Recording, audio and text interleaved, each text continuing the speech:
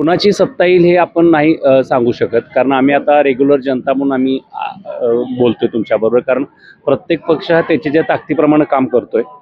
प्रत्येक वार्डात असेल किंवा त्यांच्या प्रभागात असेल किंवा त्यांच्या सत्तेमधल्या लोकांच्या मध्ये ते कामं करायचा प्रयत्न करतात.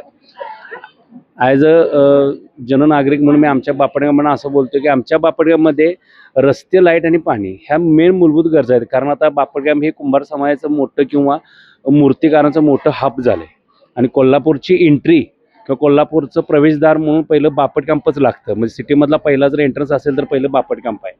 आणि इकडं नागरिक सुविधा खूप कमी आहेत. तुम्ही बारीक जरी गोष्टीकडे लक्ष दिला तर नागरिक सुविधा तशा खूप कमी आहेत. म्हणजे जरी आपण म्हटलं की मला इथं जर आरोग्याचा विभाग पाहिजे असेल तर आम्हाला महाडिक वसाहतीच्या त्या टोकाकडे जावं लागतं कुठं तर जायचं म्हटलं तर. आता आपण इथं उभारलोय, इथं सुद्धा महापूर येतो.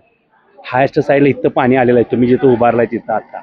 किंवा तिची सोय म्हणा, मेन रस्ते, आता हे रस्ते एवढे मोठे आहेत की इथं कुंभार काम करत असताना 18 चाकी 16 चाकी ट्रक आत येतात आणि ट्रॅक्टर येतात, मोठे मोठे गणपती व्यापारी येतात, त्यांची गाड्या आणि ट्रॅव्हल टेम्पो सगळे आहेत. मग लहान मुलांनी जायचं कसं? म्हणजे पावसाळ्यामध्ये एवढी मोठी रिस्क असते. एक ट्रक जरी उभा राहिला तरी स्वतःला आमच्या घरामध्ये फक्त ह्या कोपऱ्यापासून घरापर्यंत यायला आम्हाला 20 मिनिटं लागतात ट्रॅफिकमधनं चालत यायला.